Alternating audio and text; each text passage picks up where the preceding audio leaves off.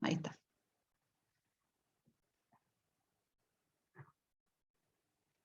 Bien. Bien, comencemos, chicos. Ayer nos habíamos quedado, explicamos las propiedades de los metales, porque comenzamos con el enlace metálico, explicamos las dos teorías del enlace metálico, terminamos explicando la teoría de bandas, y en la teoría de bandas pudimos fundamentar el motivo de la propiedad del brillo metálico para los metales, y también explicamos el tema de cómo explica la teoría de bandas la conductividad para los aislantes y para los semiconductores. Nos habíamos quedado entonces hablando de los semiconductores. Dentro de la tabla periódica, los elementos que son semiconductores por naturaleza, diríamos, los semiconductores intrínsecos. Los semiconductores intrínsecos son los elementos silicio y germanio. En estos elementos, la banda de valencia se encuentra separada de la banda de conducción, pero la brecha energética no es tan grande, por lo tanto los electrones pueden excitarse y saltar a la banda de conducción y de esta forma conducir la corriente eléctrica, mientras que en los aislantes la brecha energética es muy grande y por lo tanto no es posible que los electrones adquieran esa energía para poder saltar a la banda de conducción. Dentro entonces de las propiedades de un semiconductor, los semiconductores pueden conducir la corriente eléctrica, pero si los comparamos con los metales, es aproximadamente su conducción 100.000 veces menos que la de los metales. Para mejorar esta conducción eléctrica, lo que se hace es dopar a los semiconductores con pequeñas impurezas de algunos elementos que sean vecinos de ellos en la tabla periódica. Si miramos la tabla periódica, silicio y germanio se encuentran en el grupo 14 de la tabla periódica. En el periodo 3 el silicio y en el periodo 4 el germanio. Para mejorar la conductividad de los semiconductores, ahora vamos a ver de qué forma funciona eso, pero para mejorar la conductividad de los semiconductores, lo que se hace es agregarle impurezas de elementos que tengan un electrón más que ellos en la tabla periódica. Por lo tanto, dentro de los que están vecinos en la tabla periódica, del silicio y el germanio, sería algún elemento del grupo 15, como que esté en estado sólido, obviamente, o sea que el nitrógeno no podría ser. Puede ser fósforo, puede ser arsénico, puede ser antimonio, por ejemplo. Son los que más comúnmente se utilizan. Y también se puede, tanto al silicio como al germanio, y también se puede agregar impurezas de elementos que tengan un electrón de valencia menos en la tabla periódica. ¿Cómo serían los elementos del grupo 13? Puede ser boro, puede ser aluminio, puede ser galio, o puede ser indio, por ejemplo. Son las impurezas que por lo general se agregan a los elementos. ¿En qué proporción se agregan? Y aproximadamente en la proporción de 1 parte por millón, o sea, uno de impureza por cada millón, podríamos decir un átomo de estos elementos de los grupos vecinos, grupo 13 y grupo 14, un átomo, perdón, en 1 millón de átomos de silicio o de germanio. Entonces, ¿de qué forma trabajan los semiconductores? Los semiconductores, como dijimos, pueden ser de un electrón más o de un electrón menos. Miremos qué es lo que pasa cuando colocamos impureza de un electrón de menos. Aquí tenemos un esquema, podría ser la estructura sólida del silicio o del germanio, donde los que están, los círculos verdes me representan el catión del metal, y los puntitos amarillos me representan los electrones de valencia. Entonces, este círculo azul me representa la impureza. Entonces, fíjense que está rodeada y que tengo un electrón de menos, que es el que me va a permitir la conductividad. ¿De qué forma? Si yo lo miro en este diagrama, esta impureza con este electrón de menos me genera un hueco dentro de toda esta estructura. Entonces, el electrón, cualquiera de los electrones que se encuentran en la estructura, podría moverse a ese hueco y me deja otro hueco. Otro electrón puede ir a ese nuevo hueco y dejando un hueco nuevo y así sucesivamente. Se van generando huecos por una falta, podríamos decir, de carga negativa. Ese hueco entonces sería un hueco positivo dentro de esta estructura del semiconductor con impurezas. Por ese motivo, los semiconductores que tienen agregadas impurezas de elementos de un electrón de valencia menos, que puede ser boro, aluminio, dijimos, boro, aluminio, galio o indio, esos semiconductores se denominan semiconductores de tipo P, porque el hueco que se genera es un hueco positivo. ¿Por qué? Porque le falta un electrón. ¿Se entiende eso, chicos? Enseguida lo vamos a ver con las bandas, qué es lo que ocurre. ¿Pero se entiende eso, chicos? Sí, profe. Bien.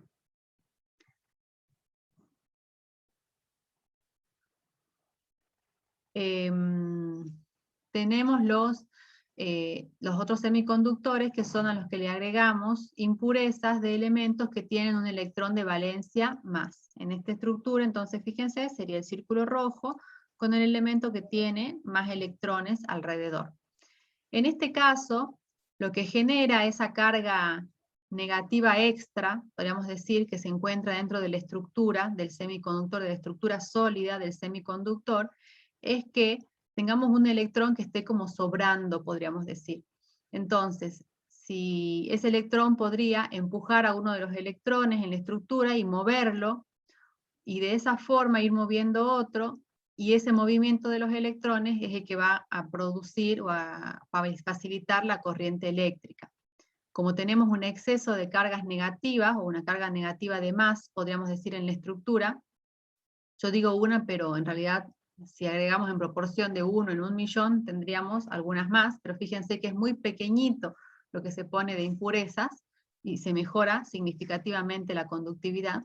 Entonces, como tenemos cargas negativas de más dentro de la estructura, el semiconductor se denomina semiconductor de tipo N de negativo, ¿sí?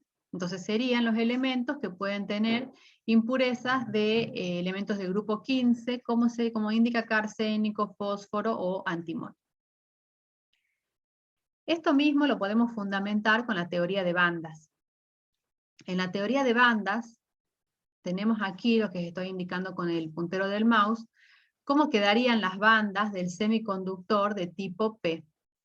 Como el semiconductor de tipo P, recordemos que en la teoría de bandas, lo que está representándome las bandas son los orbitales moleculares, a donde se ubican los electrones de los elementos que se encuentran, los habíamos representado ayer, tanto a la izquierda como a la derecha, con sus orbitales atómicos, ¿sí? Y los electrones que estaban en esos orbitales atómicos eran los que ubicábamos luego en estos orbitales moleculares, que eran los que formaban las bandas en definitiva.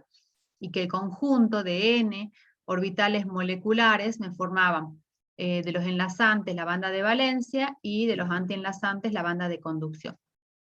Entonces, cuando yo cuando comienzo a ubicar estos electrones, los electrones que formaron para el caso de este semiconductor con las impurezas, comienzo a ubicar los electrones que tengo disponibles, me encuentro que uno de los elementos que me formó este orbital esta banda de valencia, este orbital molecular, tiene un electrón de menos.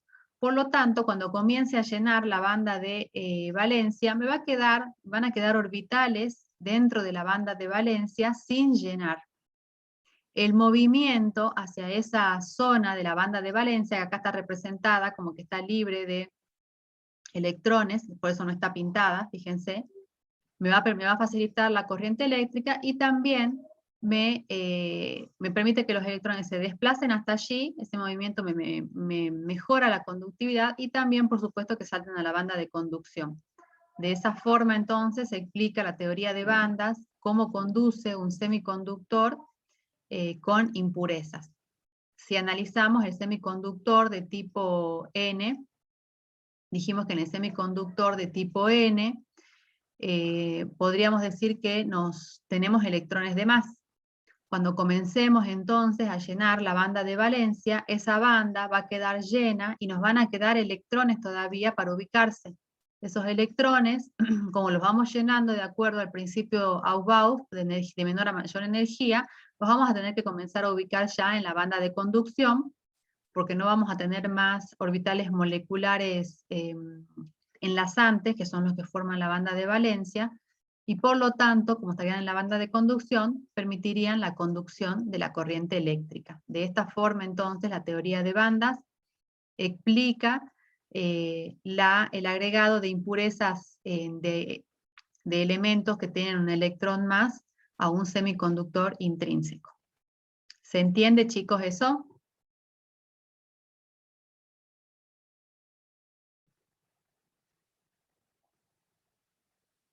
¿Se entiende, chicos, o no?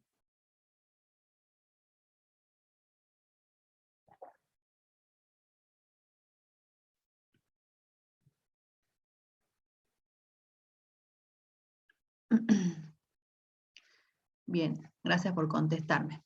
Franco, Ignacio, gracias por contestar. Bien. Continuemos. Bien, ahora vamos a completar la parte teórica, podríamos decir, porque necesitamos todos estos conceptos teóricos para poder resolver los ejercicios que tenemos pendientes en la guía. Vamos a ver que seguimos hablando de las estructuras de los sólidos. Recordemos que hablamos de las estructuras de los sólidos iónicos y también hablamos de las estructuras que tienen los metales en estado sólido. Dijimos que las estructuras BCC, la cúbica centrada en las caras, las cúbicas centradas en el cuerpo, las hexagonales compactas, son las estructuras más comunes o que más comúnmente adoptan los no metales cuando se encuentran en estado sólido. Estas estructuras que hemos planteado, tan perfectas, podríamos decir estos cristales, en realidad solamente se dan a los 0 grados Kelvin, que son la temperatura, o sea, menos 273 grados centígrados, la temperatura en la cual existe el cristal perfecto. En realidad, a las temperaturas normales, estas estructuras sólidas no son tan perfectas como las hemos estudiado, sino que en algunos casos presentan defectos. Vamos a ver entonces qué serían los defectos dentro de un cristal. Los defectos dentro de un cristal pueden ser de 3 tipos. Puede ser defectos de vacancia, 3 tipos vamos a estudiar. Defectos, unos se denominan de vacancia, otros se denominan intersticiales y otros de sustitución. Su nombre nos está indicando qué es lo que terminaría pasando en la red, o qué es lo que estaría ocurriendo en la red. Cuando tenemos un defecto de vacancia, es justamente porque una partícula se fue del cristal, de su posición normal dentro del cristal, y dejó un hueco, ¿sí? Ese tipo de defecto también se denomina defecto de Schottky. Si la estructura que estamos considerando, acá tenemos representada partículas de cualquier estructura, y tenemos, fíjense, un huequito, ¿sí? Si teníamos una estructura de un metal, donde todas las partículas son iguales, y serían los metales, en esa estructura se podría ir un átomo de un metal, y si es una sustancia iónica, la partícula que se va, por ejemplo, si se va un anión, por lo general también se va un catión, porque el cristal mantiene su neutralidad de cargas, ¿sí? ¿Qué cosas también podría ocurrir si estamos dentro de un sólido iónico y se va alguna de las 2 partículas cargadas? Por ejemplo, si se va un anión, los cationes restantes, o si se va un catión, perdón, los cationes restantes, a veces se puede, a veces no se puede, a depender de los números de oxidación, podrían cambiar sus números de oxidación de forma tal de compensar la carga o los cationes, yo digo el catión, pero en realidad pueden ser en toda la estructura del sólido varios cationes, de los cationes que se fueron. ¿sí? De forma tal que ese cristal se mantenga neutro en cargas. Cuando esto ocurre, cuando los que se van no se van en cargas equilibradas y hace falta o termina ocurriendo que algún catión, por ejemplo, modifica su número de oxidación para equiparar las cargas y que no se produzcan justamente defectos de carga dentro de la estructura, se dan o se producen lo que se llaman compuestos no estequiométricos. ¿Qué sería un compuesto no estequiométrico? Nosotros hemos visto las fórmulas mínimas de las sustancias iónicas, por ejemplo, fluoruro de calcio, cuyos subíndices nos van indicando la proporción en la que se encuentra uno respecto del otro, y son números enteros. Si yo les digo fluoruro de calcio, el calcio tiene un subíndice 1, o una atomicidad 1, y el flúor tiene una atomicidad 2. En un compuesto no estequiométrico, estas atomicidades dejan de ser números enteros. Al final de la guía hay un ejercicio de ese tipo. Cuando se va un anión, queda en cuenta del anión un electrón, ese electrón que quizás le daba la carga al anión, y se producen lo que se conocen como centros de color o Farber. Si tenemos un cristal que tiene defectos de vacancia, es factible identificarlo por la medición de su densidad. ¿Por qué? Porque un cristal con todas sus partículas completas tendría una densidad determinada. ¿Por qué? Porque cada partícula tiene su masa y por lo tanto, como la densidad es la relación entre la masa y el volumen, tendría que tener una densidad específica. Cuando existe un defecto de vacancia, esa densidad esperada no se cumple. ¿Por qué? Porque la masa no es la que esperaríamos, porque hay partículas que no están dentro de esa red o de ese sistema. Y entonces la medición de la densidad permite identificar defectos de vacancia. ¿Me van siguiendo, chicos?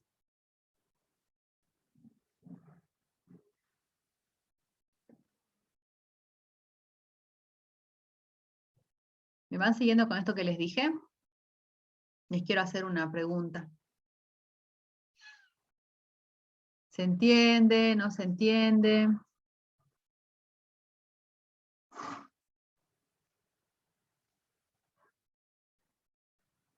Nadie me contesta. No sé si están todavía medios dormidos o no están entendiendo. Si no se entiende, tienen que decirme, ¿sí? Bueno, cuando resolvamos los ejercicios, entonces, les voy a hacer la pregunta que les quería hacer vinculado a esto. Otro de los defectos que vamos a estudiar es un defecto intersticial. El defecto intersticial, como su nombre lo indica, es cuando un átomo o alguna de las partículas dentro de la red se ubica en un intersticio. Entonces, en un intersticio de la red, en un hueco de la red, ¿sí? Se va de su posición normal y se ubica en alguno de los huecos de la red. Este tipo de defectos se denomina también defectos de Frenkel. El primero, el de vacancia, se llama defecto de Schottky también, y el defecto intersticial se denomina también defecto de Frenkel. Podría ser entonces que el sólido metálico salga de su posición en la red y se ubica en uno de estos huecos, o bien que salga, por ejemplo, un catión de su posición normal o un anión. Más fácilmente, más probable es que salga el catión, porque por lo general el anión se ubica me da la forma de la estructura iónica, y se ubica justamente en un intersticio de la red. Cuando recién yo les expliqué lo de los semiconductores y las impurezas de los semiconductores, las impurezas se ubican en intersticios de la red sólida del semiconductor. O sea que estaríamos que los semiconductores están ubicándose o produciendo defectos de Frenkel en la red sólida, ¿sí? Del semiconductor.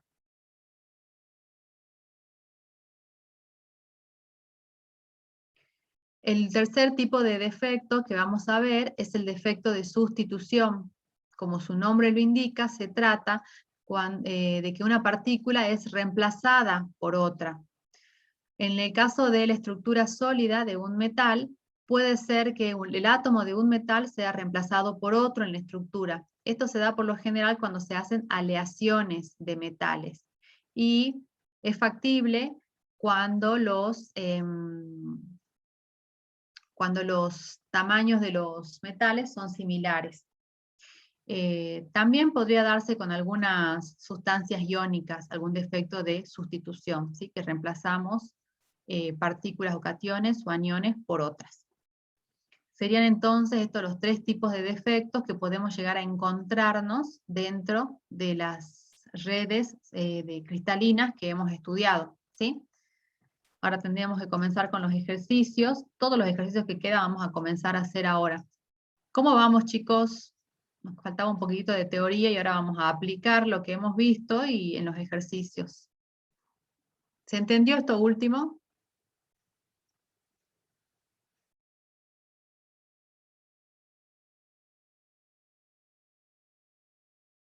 Chicos, ¿están o no están?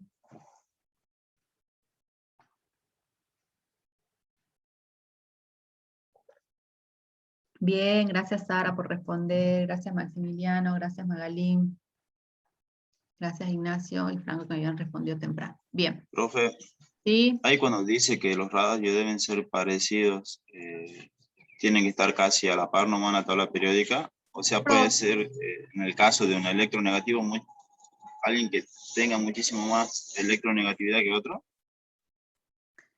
Podrían, sí, podría darse, pero los radios, en realidad el único requisito es que los radios sean semejantes. No sé si estamos hablando más bien de tamaños, por el defecto de sustitución, para que puedan entrar en la red, en realidad. No precisamente de la electronegatividad. Entonces, en los metales, se puede dar eso, sí, también se puede dar, sí, en las sustancias iónicas. Nos fijamos aquí más en el tamaño que en el tema de la electronegatividad, ¿sí, Daniel? Tendríamos que tener, de este tipo de defecto específicamente, no tenemos un ejemplo Sí, puntual. Recién tuve en cuenta que son defectos y no...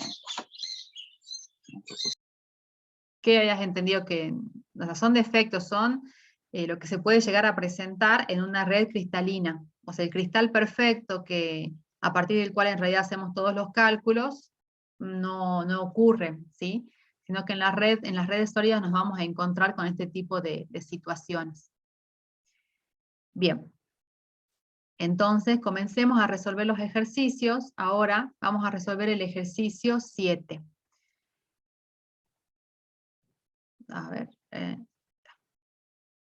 Lo tenemos resuelto aquí. Yo voy a tomar de aquí alguna de las imágenes, creo que está bastante explicado, lo vamos a ir viendo. Recuerden que dijimos para las estructuras base de las celdas unitarias de las tres, solamente las tres que estudiamos, de todas las que hay, que por lo general eran las estructuras que adoptaban los metales cuando estaban en estado sólido. Los metales, en este caso es el oro, cristaliza, me dice el enunciado, en una estructura FCC, cúbica, centrada en las caras. Dice, la longitud observada de la celda es de 4,070 Armstrong. O sea, vendría a ser la arista de la celda unitaria, la longitud observada de la celda. Como dato tengo la masa atómica relativa del oro, porque la celda es del oro, que es de 196,97. Nos piden que calculemos el volumen de un átomo de oro, la densidad del oro en gramos por centímetro cúbico, y compararlo con la densidad calculada, comparar la densidad que calculamos en el punto B con la densidad experimental del oro, medida que es de 19,3 gramos por centímetro cúbico, y explicar la diferencia que vamos a encontrar de densidades, asumiendo qué tipo de defecto tiene esa red. Bien, veamos.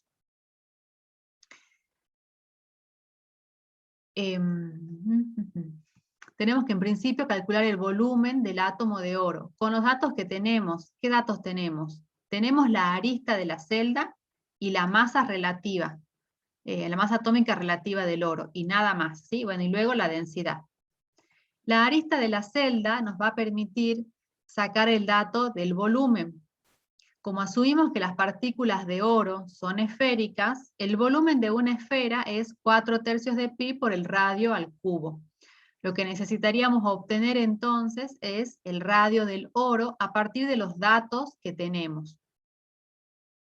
Como los datos que tenemos son el dato de la arista de la celda, fíjense, tenemos el dato de la arista de la celda, pero también tenemos como dato que el oro cristaliza en una estructura cúbica centrada en las caras.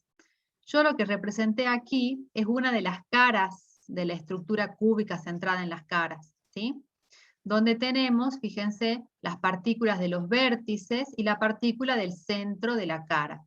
Tengo marcado aquí, digo, este cuadrado que está dibujado, lo que me representa es lo que pertenece a la celda unitaria.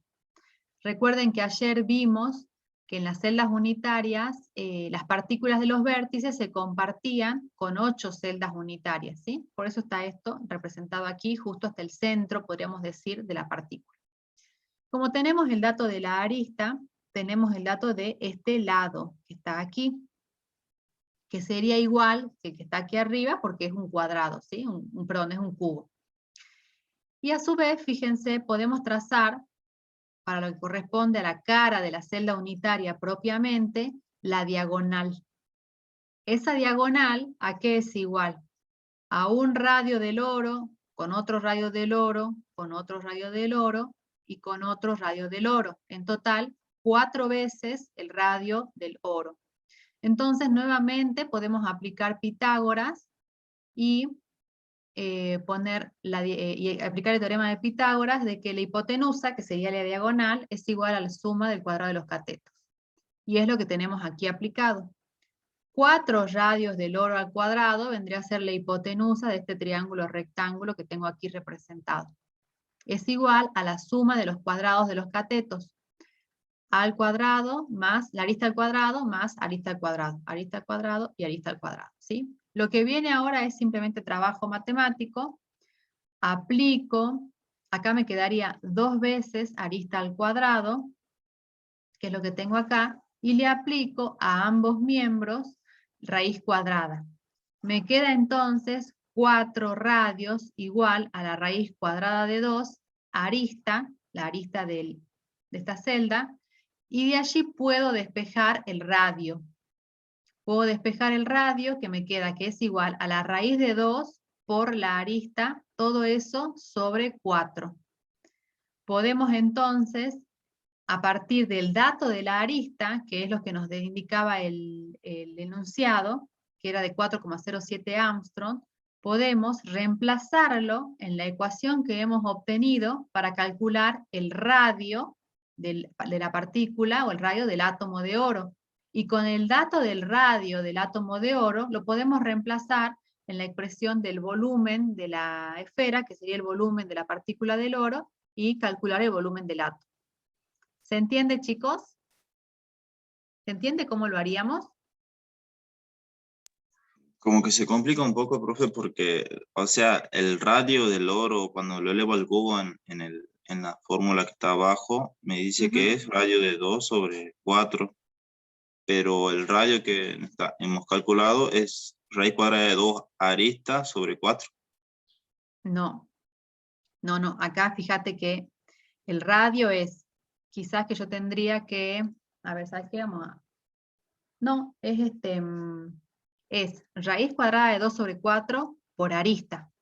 Entonces acá yo la voy a volver a escribir, ahora vamos a compartir, voy a compartir la pizarra porque te estás ahí confundiendo un poquito con la parte de matemática. A ver, déjame que actualice esto. Ahí está factorizado, ¿que no? A ver, mira. O sea, claro, despejo la arista y también lo elevo al cubo. Ah, recién me... Sí, mira. Lo que tenemos allí, nosotros llegamos a esta conclusión, que el radio del oro es igual. Yo escribí así, raíz de 2 arista, todo eso, sobre 4. Esto escribí, ¿sí? Cuando lo reemplazo en la ecuación, que es... ¿Están viendo la pizarra, no? No se ve lo que escribe, profe. Ahora sí. ¿Ahora sí se ve lo que escribo? Ah, sí, ahora sí no se veía, pero recién salió todo lo Es que se actualiza tarde. Bien, bien, voy a ir viendo cómo se actualiza entonces. Tenemos entonces que el volumen del oro es igual a 4 tercios de pi por el radio del oro al cubo. Entonces lo que yo escribí es que el volumen del oro es igual, o lo que tienen allí en la presentación es a 4 tercios de pi, y reemplacé radio del oro, vamos a hacerlo en pasos, raíz de 2 por la arista de la celda sobre 4, 3, y a esto a su vez le apliqué la distributiva de la potencia, sería. No sé si es lo que vos te referís con quisiste decir con factorización, pero lo que hice ¿sí? Fue hacer esto al cubo, y luego el valor de la arista, que ya lo tengo pasado de Armstrong a centímetros, me quedó en 0,470 por 10 a la menos 8 centímetros, y esto elevado al cubo. Bueno, ahí me quedó afuera el paréntesis. Y eso elevado al cubo, ¿sí? Eso es lo que tenemos reemplazado. ¿Ves que todo esto es esto que está acá? ¿Sí? Que yo distribuí la potencia del cubo. ¿Está bien, Daniel? Sí, profe. Bien. Bien. Volvamos. Reemplazando, ahora están viendo el power, ¿no?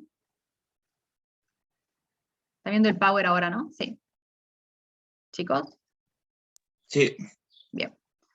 Entonces, reemplazando, nos queda que el volumen del oro, del átomo de oro, es 1,25 por 10 a la menos 23 centímetros cúbicos. ¿Sí? Nos queda eso como calculado. Luego nos pide que calculemos, ¿entendió, chicos? La deducción para el volumen del átomo de oro. Esta relación a la que hemos llegado de esta primera parte, de la relación del radio con la arista de la celda cúbica centrada en las caras, es válida siempre que tengamos una estructura cúbica centrada en las caras que sea un cubo perfecto, ¿sí? Ténganlo presente porque podrían tener un ejercicio que no hable del oro, pero de algún otro tipo de átomo que también cristalice en esta estructura, ¿sí? Y que tengamos al revés, por ejemplo, el dato del radio y tengamos que sacar el dato de la arista de la celda, por ejemplo. Esta relación a la que hemos llegado es válida. Fíjense que como hemos sacado la deducción, ¿sí? Es válida para otro tipo de celdas, con la misma, otro tipo de, sí, en otro tipo de celdas, en otro tipo de átomos que cristalicen en la misma estructura cristalina. El punto B nos pide que saquemos la densidad del oro. La densidad va a ser la masa sobre el volumen. Para sacar entonces la densidad tenemos que sacar la masa de la celda unitaria sobre el volumen de la celda unitaria. En la densidad entonces, como es la masa sobre el volumen y la celda unitaria es un cubo, el volumen del cubo es arista al cubo. La arista la conocemos, la tenemos como dato en el enunciado. La masa de la celda unitaria va a estar dada por la cantidad de partículas que haya en la celda unitaria, en ese cubo. Si recuerdan, voy a abrir la clase de ayer para que contabilicemos, a ver si recuerdan cómo contabilizábamos las partículas de la cúbica centrada en las caras. Va a ser necesario que lo veamos.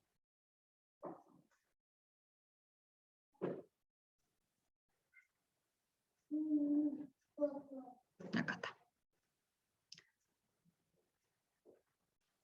Fíjense, acá tenemos la estructura cúbica centrada en las caras y lo que tengo representado aquí es una celda unitaria.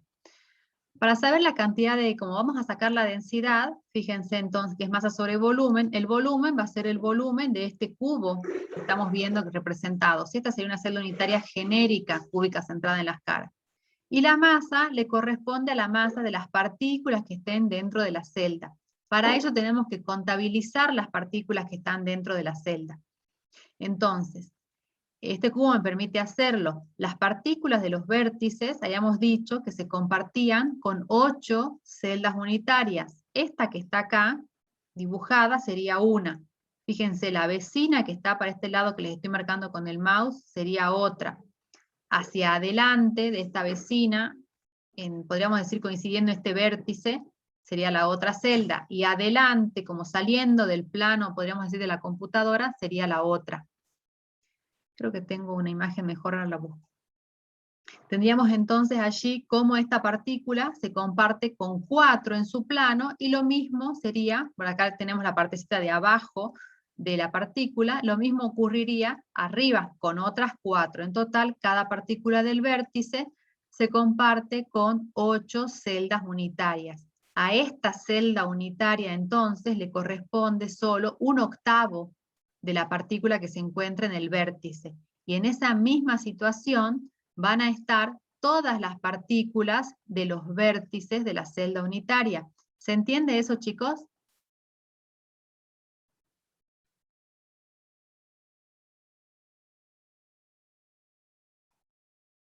¿Cómo vamos a contabilizar entonces? Gracias por los que responden. Gracias, Sara. Gracias, Franco. ¿Cómo vamos a contabilizar entonces? 1/8 por 8, porque tenemos 8 vértices. 1/8 por 8 me da 1. Allí tenemos una partícula dentro de la celda unitaria. Más ¿cuánto? Más las que se encuentran en los centros de las caras. Las que se encuentran en los centros de las caras, fíjense acá se ve clarito, se comparten entre 2 celdas unitarias. La mitad acá le corresponde a esta que tenemos dibujada, y la otra mitad le va a corresponder a la que estaría saliendo, podríamos decir, del plano de la pantalla, ¿sí? Entonces, para cada partícula del centro de la cara, cada partícula se va a compartir con 2 celdas unitarias. Y en esa situación estarían todas las partículas de los centros de las caras. El cubo tiene 6 caras, por lo tanto hay 6 partículas en esa situación. Entonces, si hay 6 caras y se comparte con la mitad, es 1/2 que le corresponde a la celda por la cantidad de partículas que están en esa situación, que son 6, porque hay una en cada cara. 1/2 por 6 es 3.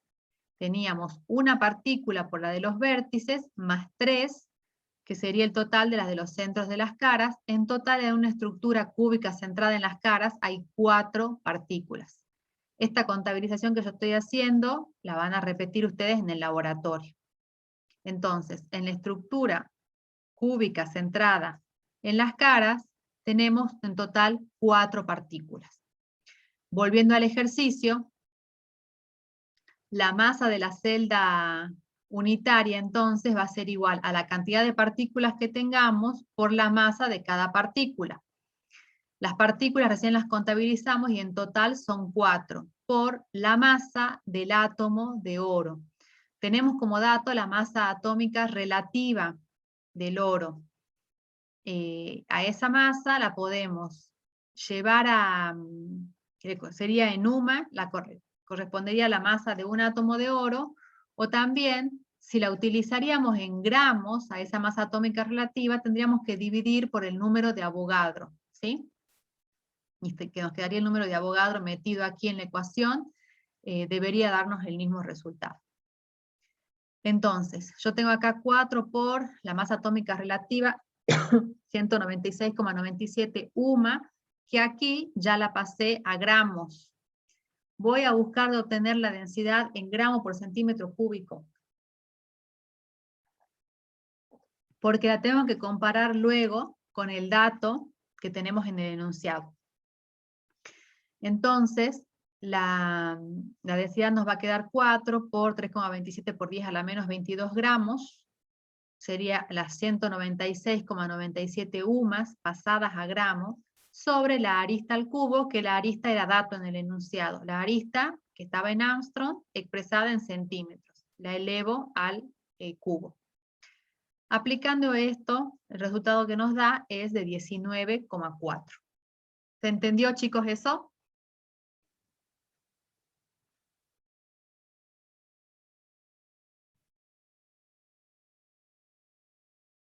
¿Se entiende esta parte, chicos, cómo sacamos la densidad y cómo contabilizamos las partículas?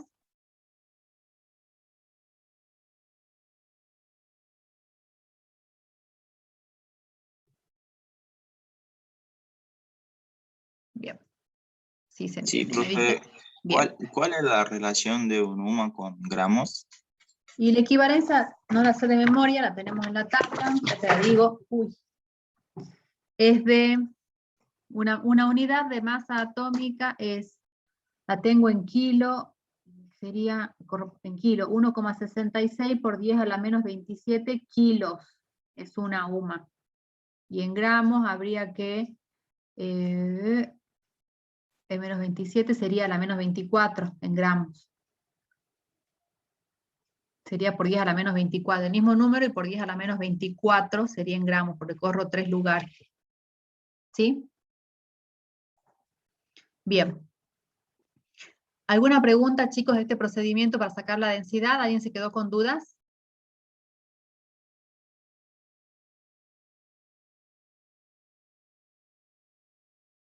Bien.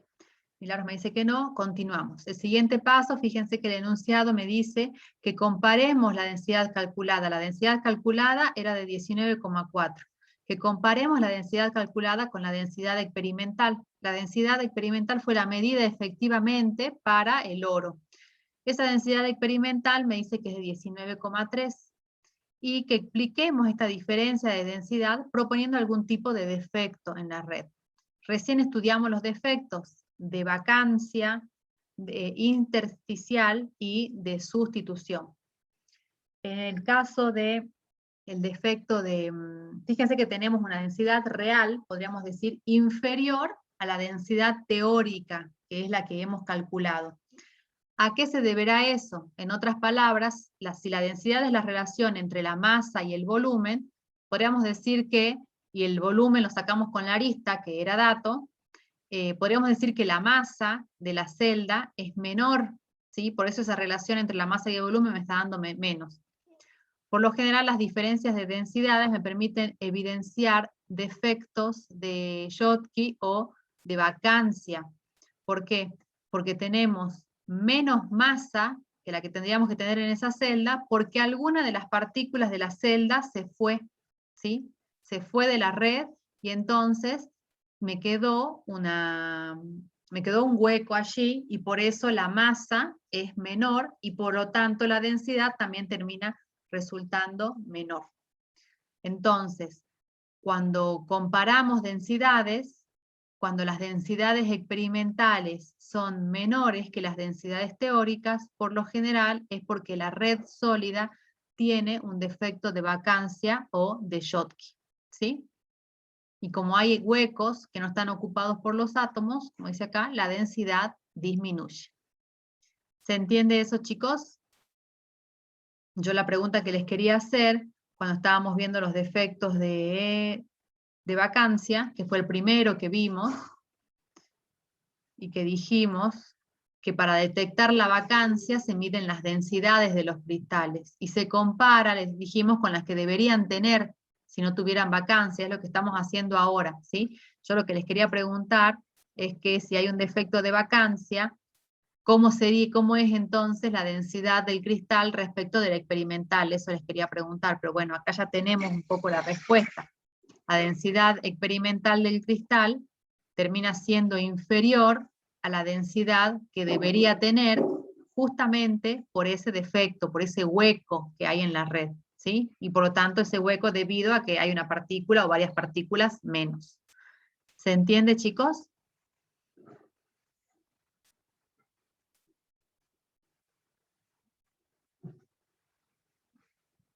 Sí, profe.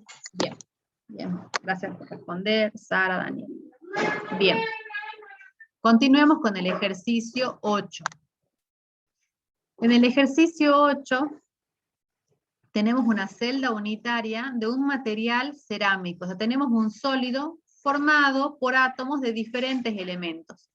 En este caso está formado por iones barios que se ubican en los vértices, iones óxidos en los centros de las caras, y en el centro un ion titanio. el ion titanio que está en el centro termina expandiendo las dimensiones de la cara, o sea, estirando este cubo en un 15% respecto de su valor teórico, podríamos decir, que tendría que tener. Tenemos que determinar la fórmula de este compuesto. Recordemos que la fórmula también la sacamos contabilizando las partículas que hay en la celda unitaria. Eso también lo van a hacer para el laboratorio. Los números de oxidación de los elementos, la arista y la densidad teórica, y tenemos también que sacar el tipo de defecto que esperaríamos encontrar en esta red si la densidad experimental, o sea la real, es de 3,2. Como datos tenemos los radios del ion bario y del ion óxido. Bien. Aquí tenemos un esquema de lo que sería esta celda. Dice que tenemos iones bario más 2 en los vértices. Acá tenemos, el último vértice, acá me falta dibujar la línea punteada nada más. Tenemos iones óxido, oxígeno menos 2 en los centros de las caras. Acá está en el centro de la cara de adelante, en el de abajo y en la de atrás. Y en el centro de toda la estructura además tenemos un ion titanio más 4.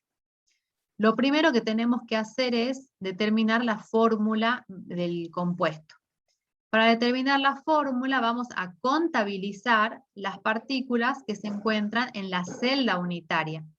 La cantidad de partículas que se encuentran en la celda unitaria es la que nos va a dar la fórmula mínima del compuesto. Es de la misma forma que ustedes determinarían la del cloruro de sodio, por ejemplo, si contabilizaríamos los iones sodio y los iones cloruro en la celda unitaria del cloruro de sodio. Fíjense, para los iones bario, que están en los vértices, vale la explicación que vimos recién de cómo se comparten las partículas que están en los vértices. Estos iones bario se van a compartir cada ion bario en total entre 4 celdas unitarias. Si miramos, por ejemplo, este que estoy marcando aquí con el puntero del mouse, habría una aquí vecina y 2 hacia adelante, compartiendo la partecita, la mitad de arriba, podríamos decir, de este ion bario, y tendríamos 4 celdas unitarias más abajo, compartiendo el mismo ion bario. En total, como dijimos recién, cada partícula del vértice se comparte con 8 celdas unitarias. Por lo tanto, de iones bario más 2, en esta celda tenemos 1/8 por 8, lo cual me da 1. O sea que tenemos un solo ion bario. ¿Se entendió eso?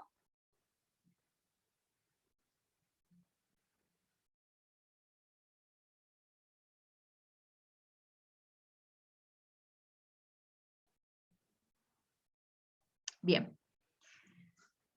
Luego tenemos que contabilizar los iones óxido, que se encuentran en los centros de las caras. Vale la explicación que vimos recién, que cada partícula del centro de la cara se comparte entre 2 celdas unitarias. Por lo tanto, a la celda unitaria que estamos considerando le corresponde solo un medio. Un medio, y en esa situación tenemos a las partículas y a los iones óxido, en este caso, que están en los centros de las 6 caras. Un medio por 6 es 3. En total tenemos 3 iones óxido. De la misma forma que contabilizamos recién, solo que recién, en el ejercicio anterior, contabilizamos y todas eran partículas de oro. Ahora son diferentes, ¿sí? En el de recién sumamos el 1 más 3 y llegamos a la conclusión de que había 4 de oro. Pero ahora son diferentes, entonces acá en este hay una de ion bario y contabilizando hay 3 iones óxido. Y la del titanio más 4 se encuentra dentro completamente de la celda, o sea que simplemente colocamos que hay una partícula de ion titanio más 4. No hace falta que hagamos ningún otro cálculo de contabilización. La cantidad de partículas dentro de la fórmula, dentro de la celda unitaria, me indica la fórmula mínima del compuesto. Sería entonces, en este caso que tenemos un ion bario, un ion titanio y 3 iones óxido. Este compuesto podríamos decir que es un titanato, sería, de bario, ¿sí? Su fórmula sería entonces la que escribimos aquí. ¿Hay alguna duda, chicos, respecto de eso? ¿Se entiende?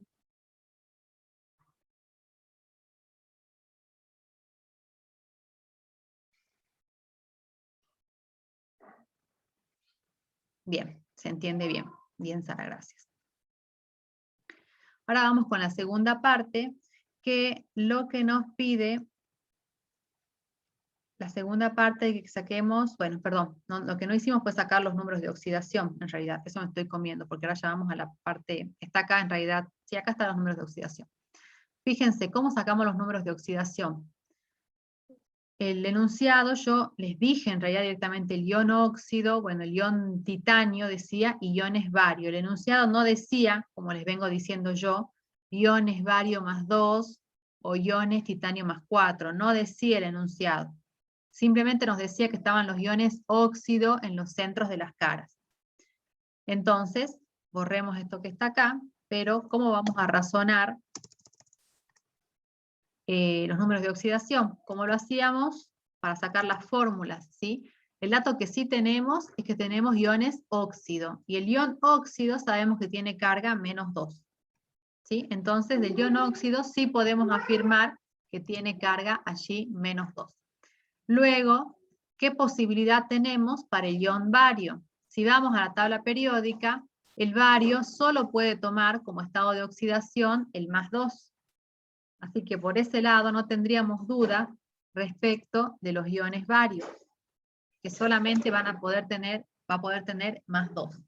El titanio, ¿dónde tengo el titanio acá en la tabla? A ver. El titanio tiene en cambio varias posibilidades de estados de oxidación. Tiene el 2, el 3 y el 4. ¿Sí? Por lo tanto, no me convendría haber comenzado a determinar los números de oxidación por el titanio, sino que comienzo con la información que tengo. La información del enunciado era la del ion óxido, y si miro para el ion bario no tengo muchas otras más posibilidades a que tenga número de oxidación 2, más 2 si está combinado. Si estaría solito podría tener el 0, y si está combinado, como es este caso, tiene que tener el más 2. No hay otra. Haciendo entonces ahora el razonamiento y sabiendo que el cristal tiene que ser neutro, me queda que menos 2 por 3 es menos 6, con más 2 del ion bario me queda para compensar 4 todavía, por lo tanto no me queda otra que el ion titanio esté aquí usando su número de oxidación más 4.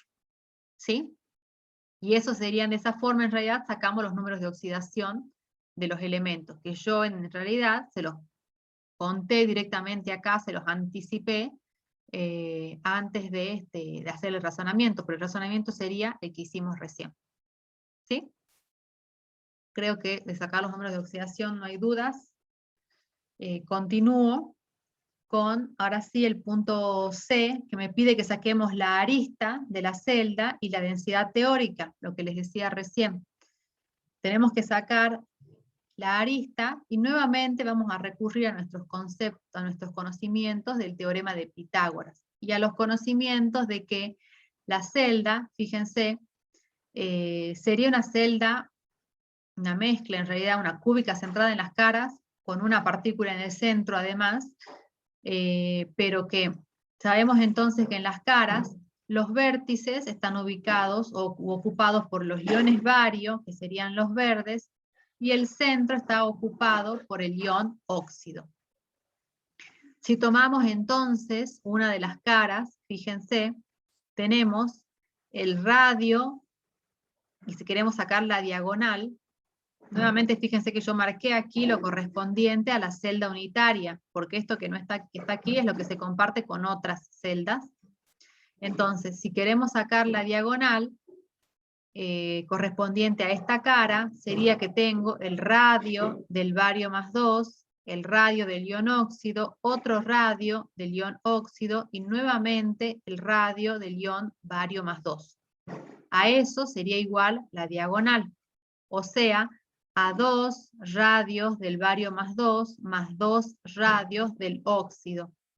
Si aplicamos Pitágoras, sería, como esa sería la hipotenusa, esa suma que les acabo de decir sería elevada al cuadrado. Y eso va a ser igual a la suma del cuadrado de los catetos. El cateto es la arista al cuadrado y la arista al cuadrado. Entonces sería arista al cuadrado más arista al cuadrado, serían 2 aristas al cuadrado. ¿Se entendió hasta ahí, chicos? ¿Se entiende esa parte? Es el razonamiento similar al que hicimos anteriormente. ¿Se entiende eso, chicos? Sí, bien. Y nuevamente tenemos que un poco trabajar esto matemáticamente. Yo aquí saco factor común 2, fíjense, y distribuyo en ese factor común la potencia, el cuadrado. Entonces me queda 2 al cuadrado y entre paréntesis me queda radio del bario más 2 más radio del óxido, toda esa suma elevada al cuadrado. Y eso es igual a 2 aristas al cuadrado. 2 al cuadrado es 4, me queda acá la suma elevada al cuadrado de los dos radios de los iones y 2 aristas al cuadrado. Lo que hago aquí es dividir miembro a miembro por 2, de aquí a aquí. Entonces, el 4 dividido 2 me da 2. Y el 2 dividido 2 me da 1. ¿Sí? Entonces me queda 2 por el cuadrado de la suma del radio del ion bario más 2, más el radio del ion óxido, y eso es igual a la arista al cuadrado. Allí aplico raíz cuadrada a ambos miembros. Entonces me queda, distribuyo esta raíz cuadrada, que me queda raíz de 2 por, y ya se me va el cuadrado de esta suma, me queda radio del ion bario más 2 más radio del ion óxido, y esta arista me queda solita, sin el cuadrado. Y aquí reemplazo directamente por los valores. El enunciado me daba como dato el radio del ion bario más 2 y el radio del ion óxido. Los reemplazo directamente, ¿sí? Y los resuelvo matemáticamente. Entonces sumo estos dos valores en nanómetros y lo multiplico por raíz de 2. Eso me da que la arista es 0,390 nanómetros, que llevado a centímetros es 3,9 por 10 a la menos 8 centímetros. ¿Hasta allí se entendió?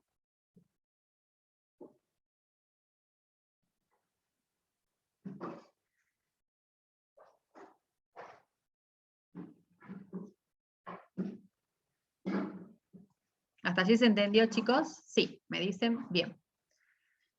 Entonces, esta arista que hemos sacado sería la arista de la celda unitaria cúbica centrada en las caras. Fíjense cómo hemos determinado justamente las diagonales.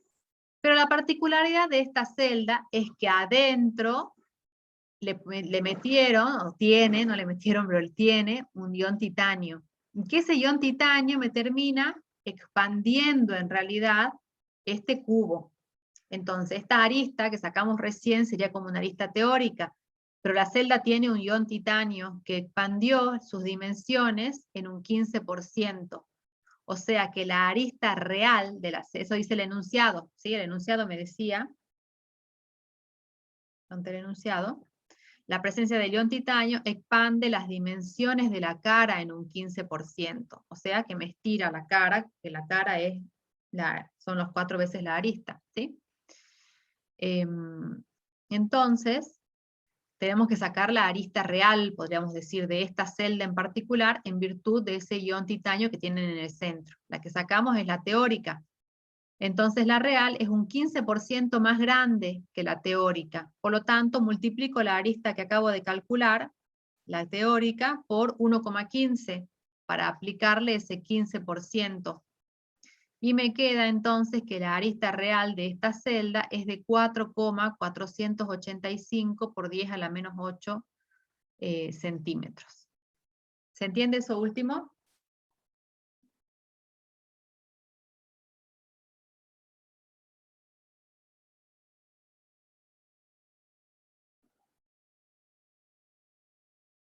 Sí se entiende, me dice Sara. Bien.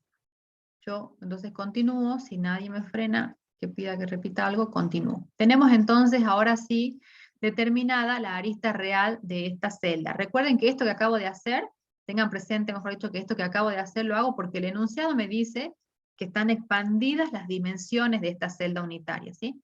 Si no tendríamos ese ion titanio en el centro, seguramente la arista que hemos calculado al principio, el 3,9 por 10 a la menos 8, sería la correspondiente a la celda normal. Pero en este caso se estiró un poquito la celda, podríamos decir, por el ion extra que hay en el centro. Con la arista real podemos entonces sacar la densidad de esta celda unitaria, que es el siguiente punto. No, es el mismo punto, tenemos que sacar la arista y la densidad teórica. Entonces, nuevamente la densidad, como hicimos recién, va a ser la masa de la celda unitaria dividido el volumen de la celda unitaria. Tenemos entonces aquí la masa de la celda va a estar dada por las partículas que están dentro de la celda, que son las que contabilizamos al principio. Dentro de esta celda, fíjense, había un ion bario, 3 iones óxido y un ion titanio. Entonces sería la masa del ion bario más la masa del ion titanio más 4 y más 4 veces la masa del ion óxido sobre el volumen de la celda, que es la arista al cubo. La arista que tiene esta celda, que tiene su lado, su cara expandida, ¿sí? O sea, la que le aplicamos el 15%. Entonces aquí tenemos que la masa del ion bario más 2 es 137,327. Tomamos la masa directamente del bario, ¿sí? Porque fíjense que es un átomo de bario al que se le fueron 2 electrones, y la masa del electrón podríamos despreciarla frente al resto de la masa del átomo, ¿se acuerdan de eso? Así que la masa del ion bario es la masa del átomo de bario, al igual que la del ion titanio y al igual que la del ion óxido. Entonces, la del ion bario en UMA es 137,320, sería 3 de oxígeno. Sí, 3, bien Daniel, 3. Son 3, no 4. Bien, gracias por decir. Acá lo tenía mal, abajo lo tenía bien. Me olvidé de corregirlo. Gracias, Daniel. Entonces aquí, reemplazando, tenemos que la del bario era 137,327 UMA, la del titanio 47,867 UMA, y la del ion óxido es 16 UMA, ¿sí?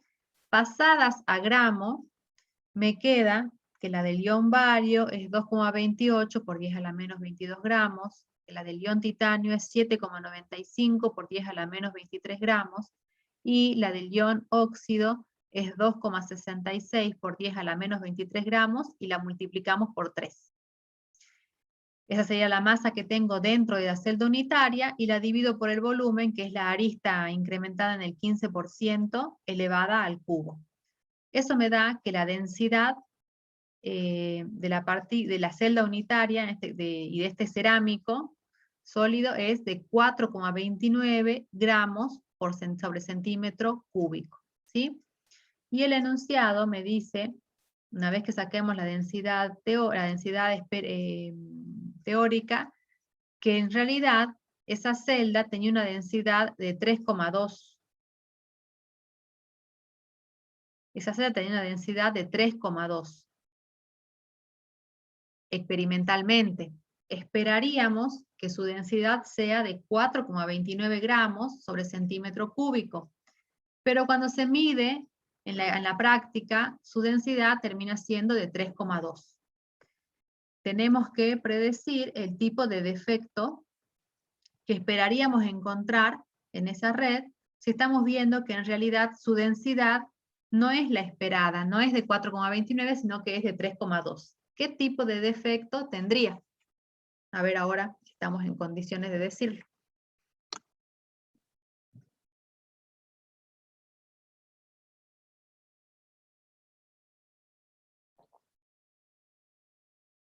¿Qué tipo de defecto es el cual podemos nosotros concluir cuando comparamos densidades? ¿Un defecto de vacancia puede ser, profe? Así es, defecto de vacancia. Defecto de vacancia porque nosotros esperamos que tenga una densidad de 4,29, pero resulta que tiene una densidad de 3,2. Esa disminución en la densidad se debe a que hay partículas de menos dentro de esa celda unitaria porque se fueron esas partículas de la red, ¿sí? No están más en la red. Por lo tanto, el defecto que esperaríamos encontrar es un defecto de vacancia o defecto de Schottky. Bien. ¿Alguna duda con este ejercicio?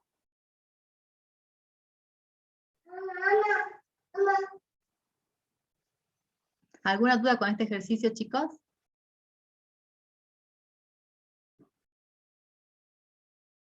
No, profe, ninguna, me dice Francisco. Bien. Continúo entonces con el ejercicio 9. vamos bien con el tiempo. El ejercicio 9 me dice, la presencia de impurezas controladas modifica la conductividad de los semiconductores. Indique qué tipo de defectos corresponden a estas impurezas y cómo se denominaría un semiconductor de germanio con impurezas de fósforo y uno de silicio con impurezas de indio. Explique con esquemas cómo y por qué se afecta la conductividad en cada caso. Bueno, la presencia de impurezas es lo que estudiamos cuando hablamos de los semiconductores, nos permite mejorar la conductividad de los semiconductores intrínsecos por excelencia, que son silicio y germanio. ¿En qué proporciones? En proporciones muy pequeñas agregamos esas impurezas. En un átomo, podríamos decir en 1.000.000 de átomos del semiconductor intrínseco. Un átomo de una impureza en 1.000.000 de átomos del semiconductor intrínseco, más o menos esa es la proporción, como para que tengan una idea.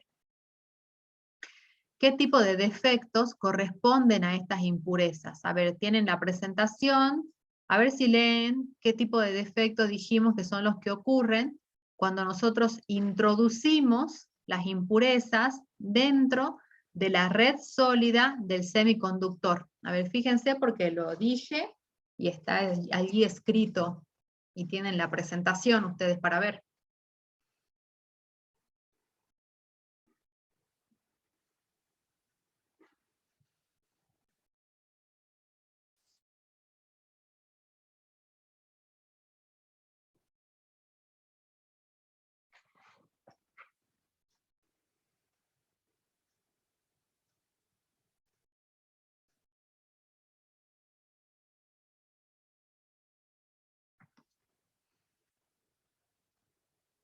¿Qué tipo de defecto será? Vimos 3. Vacancia. El de Frenkel.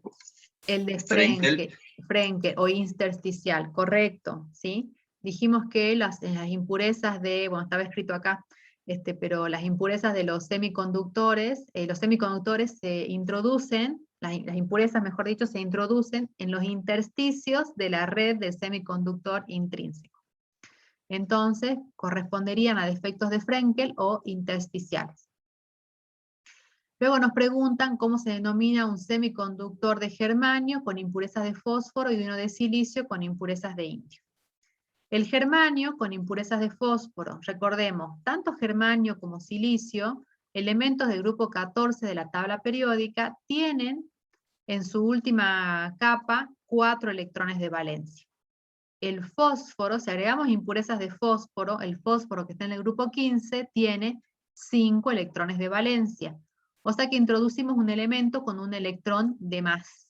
Ese electrón de más, cuando vimos el esquema de los semiconductores, aquí estaba, estaríamos en esta situación, ese electrón de más termina moviéndose, empujando quizás que otro electrón dentro del sólido, ese electrón que lo empujaron se mueve a otro lugar y así sucesivamente, como que tenemos un electrón que va sobrando dentro de esa red y termina generando el movimiento de los electrones en sí y eso es lo que mejora la conductividad. Como nos sobra una carga negativa, porque pusimos una impureza de un elemento que tiene un electrón de valencia más, ese tipo de semiconductor se denomina semiconductor de tipo N. ¿Por qué? Porque la carga negativa extra. Cuando tenemos silicio con impurezas de indio, el indio se encuentra en el grupo 13 de la tabla periódica. El silicio tiene 4 electrones de valencia y el indio tiene 3 electrones de valencia. Lo que ocurre entonces es que tenemos un hueco donde falta un electrón y allí va cualquiera de los otros electrones que se encuentran en esta estructura sólida, generando un nuevo hueco donde va otro de los electrones de la estructura y así sucesivamente. Es como que en esta estructura sólida tendríamos un hueco positivo que termina generándome el movimiento de los electrones. Por lo tanto, ese hueco positivo hace que a este tipo de semiconductores que tienen impurezas de un electrón de valencia menos, lo llamemos semiconductor de tipo P. ¿Sí?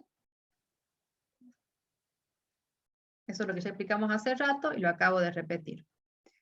¿Cómo sería, cómo se afecta la conductividad? En ambos casos, las conductividades mejoran.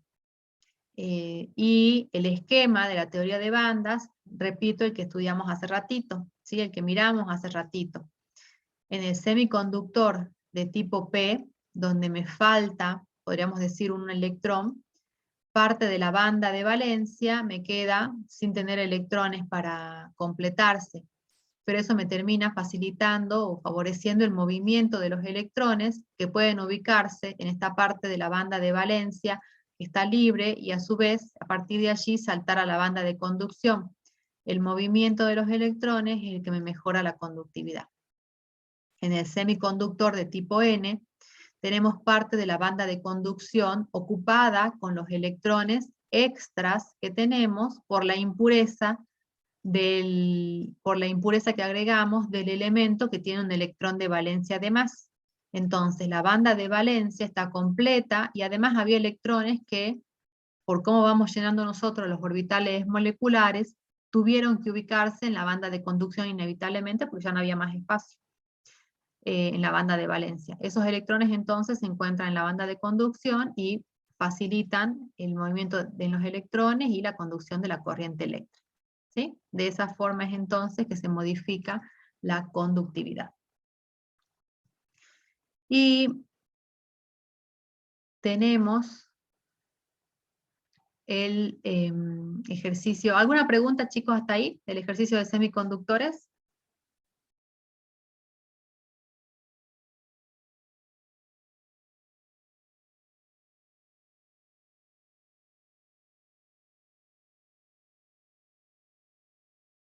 ¿No hay preguntas? Bien.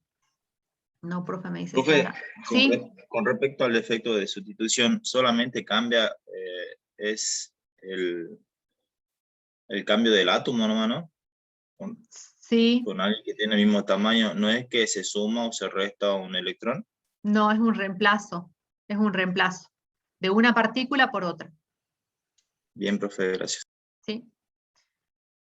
Bien. Tenemos aquí representados diferentes esquemas de los defectos justamente que puede haber en un sólido. En realidad, en la guía, yo tendría que haberle sacado directamente los nombres, pero bueno. En el defecto de... acá creo que tengo... Este está mal. Este no es Frenkel. A ver, lo vamos a razonar. Aquí tenemos, fíjense. ¿Por qué tengo al revés yo? Está mal esto. A ver, acá tenemos un hueco, un positivo, y aquí tenemos un hueco negativo. ¿Sí? Se fue aquí un catión, y aquí se fue un anión. Dijimos que se pueden ir, en uno de los tipos de defectos era que se van las partículas de la red, y cuando se trataba de una sustancia iónica, por lo general se iban de forma tal de poder compensar las cargas. A veces ocurría eso, entonces se iba el catión y se iba el anión. ¿Qué tipo de defecto sería el que tendremos acá? A ver, lean tranquilos la teoría y me dicen. Este tiene un error. A ver, si yo lo puedo desagrupar. No, no lo puedo desagrupar. Sí, sería bien, Maximiliano me responde. Sería un defecto de vacancia o de Schottky. Está mal acá el nombre que tenía. Yo voy a ver si puedo. Un segundito, voy a cambiar la imagen y la voy a completar ahora, porque si no se van a quedar con que está mal lo que está puesto en el de abajo. Está bien, sería en este caso, en la primera imagen sería un defecto de vacancia. Es correcto. Vayan analizando la siguiente. Yo quiero cambiar la imagen que puse allí porque está mal. A ver si es esta. No, no es esta. No, directamente voy a reemplazar. Se me abrió otro programa que no quería que se abra. directamente voy a reemplazar la imagen por la imagen limpia, ¿sí?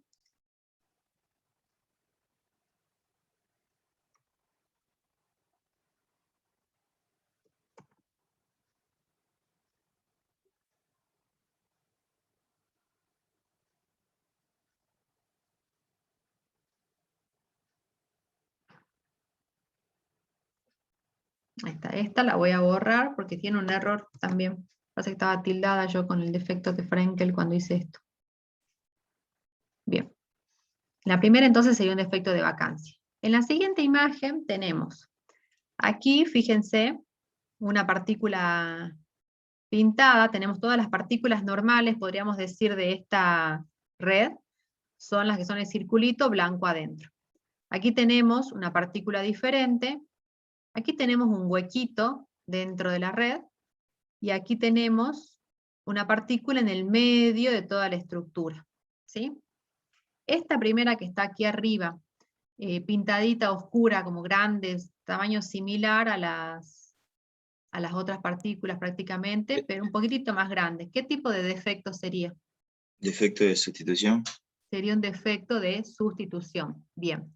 Entonces este que está aquí sería un defecto de sustitución. Este huequito que nos quedó aquí sería que una partícula se fue, la que está acá. ¿Qué tipo de defectos serían? De vacancia. Sería un defecto de vacancia. Bien. Y esta que tenemos aquí, fíjense que como que no sigue la línea regular de la estructura de este sólido, sino que está en el medio, este puntito más pequeño. ¿Qué tipo de defecto sería? La chiquillita que está acá abajo. Intersticial o de Frenkel. Intersticial, bien. Sería un defecto intersticial o de Frenkel. Bien, bien. Entonces estarían aquí completos. Y por último, en esta imagen tenemos, fíjense que tenemos iones cloruro, ¿sí? Y tenemos, sí, son cloruros, todos son cloruros aparentemente.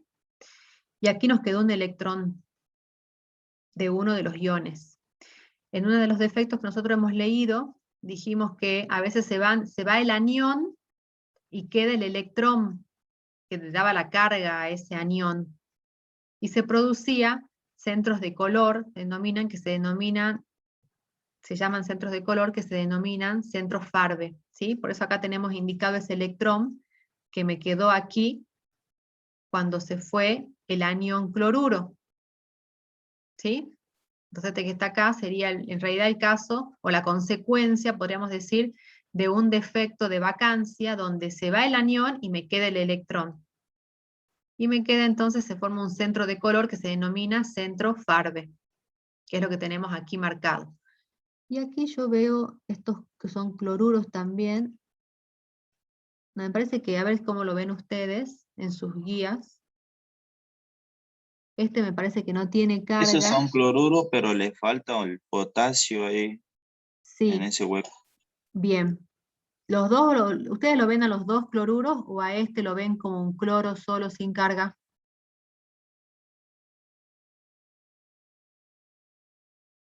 Son cloruros nomás, ¿no?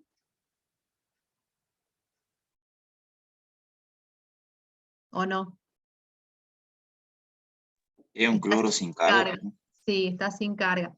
Entonces, lo que acá pasó, faltan los potasios, como dice bien Daniel, o sea que se fueron iones potasio, y lo que ocurrió fue que para compensar las cargas de los iones potasio que se fueron, seguramente algún cloruro terminó pasando a cloro para neutralizar un poco las cargas, ¿sí? Entonces también tenemos aquí un defecto de, ¿qué tipo sería? Si se fueron los potasios, se fue el catión.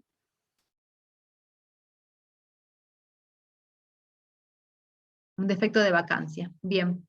Defecto de vacancia, me dice acá Ignacio en el chat, bien. Entonces acá tendríamos el defecto este de vacancia, y esto que está indicado aquí con el electrón sería un centro Farbe, resultado de que aquí se fue un cloro y me dejó el electrón.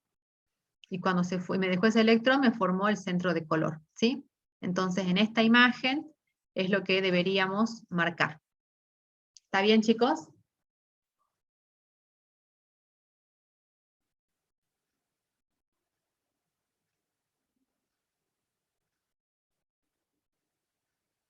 Bien, Sara me dice que sí. Continúo, Maximiliano también. Continúo con la parte B de este ejercicio, donde me piden que justifiquemos la existencia del compuesto no estequiométrico.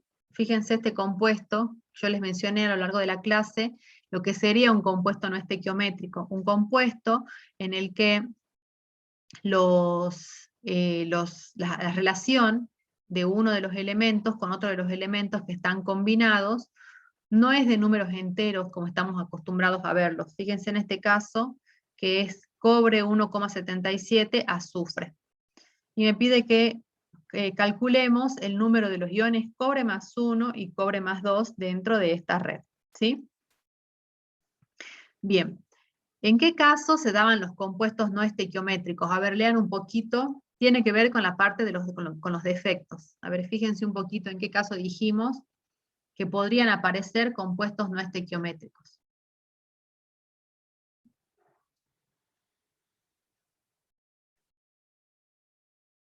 Yo voy a hacer este ejercicio en la pizarra, me parece que se entiende un poquito mejor.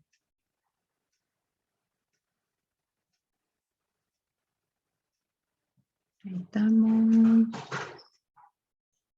Quiero ver si me sale la pizarra para compartir. Sí.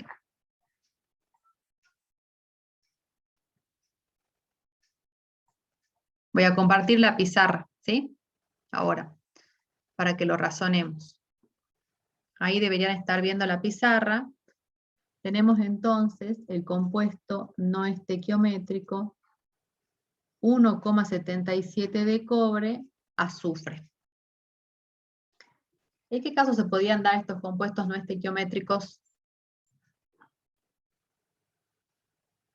Uy. Bien, en el caso de un defecto de vacancia.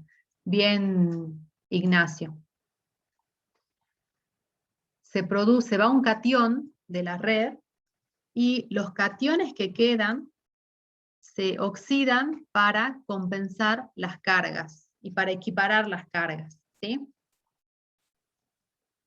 Bien. Entonces, el compuesto original sería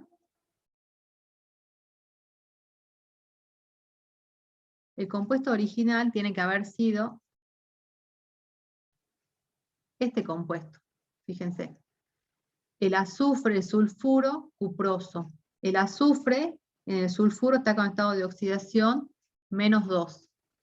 Y el cobre con estado de oxidación +1. +1 por 2, +2, +2 menos 2, 0. Este era el compuesto original. Ahora, en esta estructura sólida se fueron algunos iones cobre +1. Se fueron algunos iones cobre +1. Y los iones que quedaron dentro se fueron. Y los iones que quedaron dentro de la red se oxidaron a cobre +2 para compensar esas cargas. En total hay, en el compuesto estequiométrico hay 1, ¿no se ve lo que estoy escribiendo? ¿Se ve la pizarra? A ver. Vamos a dejar de compartir y vuelvo a compartir. Ah, no se actualiza. Ahí se actualizó, ¿no? Ahí sí, profe. Sí, es lerdo a veces la conexión. Sí, no se actualizaba. Bien, repito entonces. Tenemos el compuesto no estequiométrico, cobre 1,77 y azufre.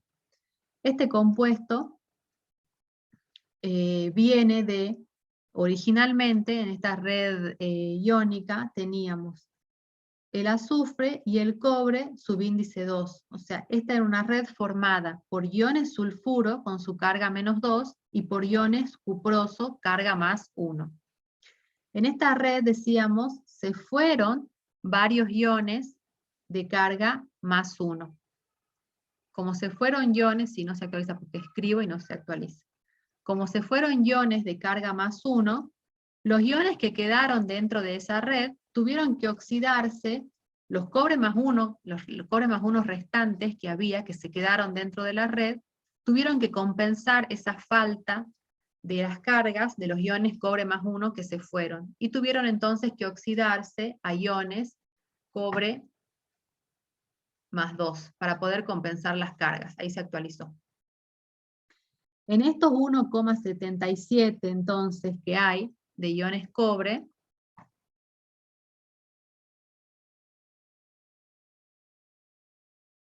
ahí está, voy a tener que actualizarla cada rato.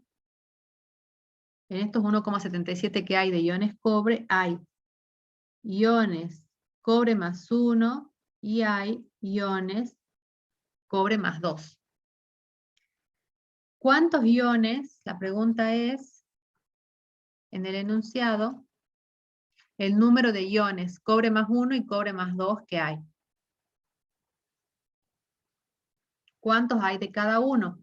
¿Cómo hacemos para saber cuántos iones cobre +1 se fueron? Y un poco nos va a dar como el compuesto, fíjense, originalmente era sulfuro cuproso, y me quedó sulfuro con 1,77 de iones cobre de iones cobre, que no sé cuál es su estado de oxidación. ¿Cuántos iones cobre +1 se habrán ido? ¿Cómo podremos sacar esa relación? A ver, miren un poquito los números.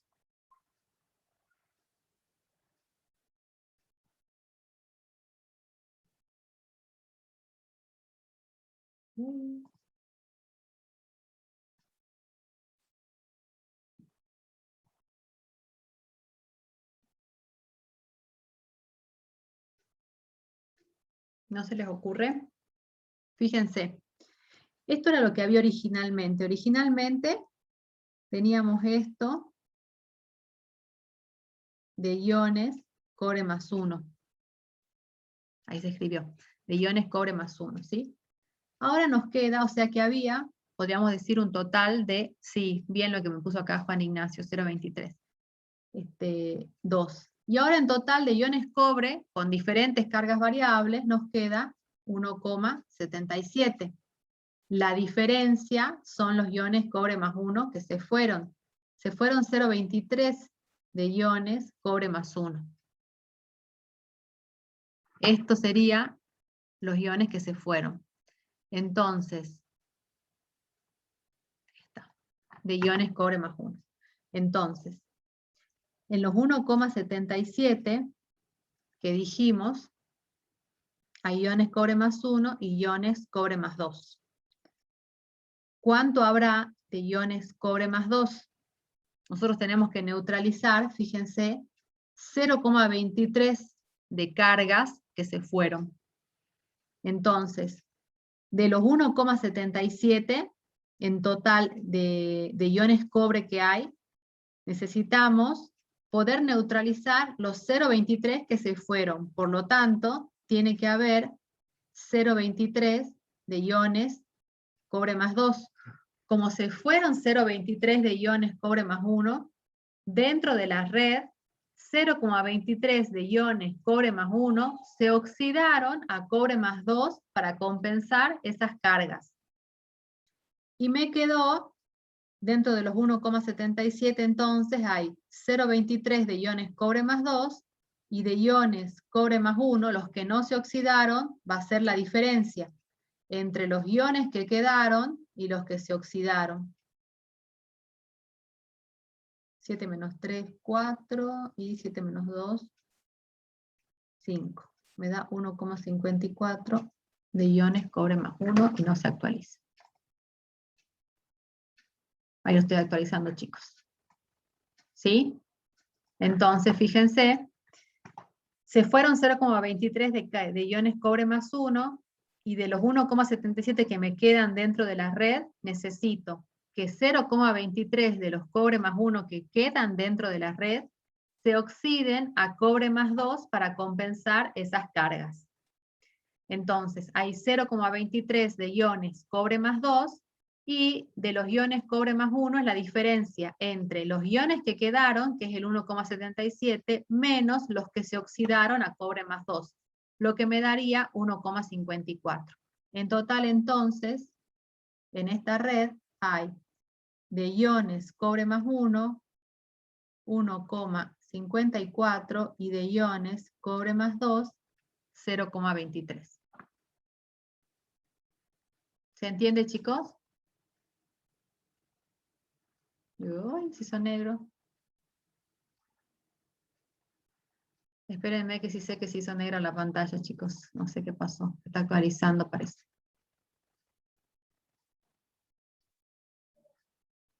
Ujú.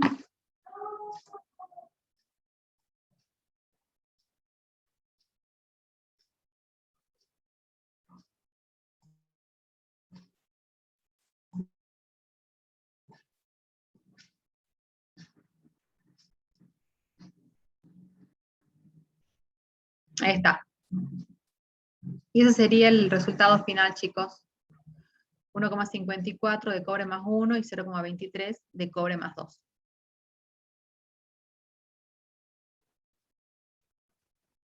¿Está bien? ¿Se entiende, chicos? ¿Se entendió el ejercicio?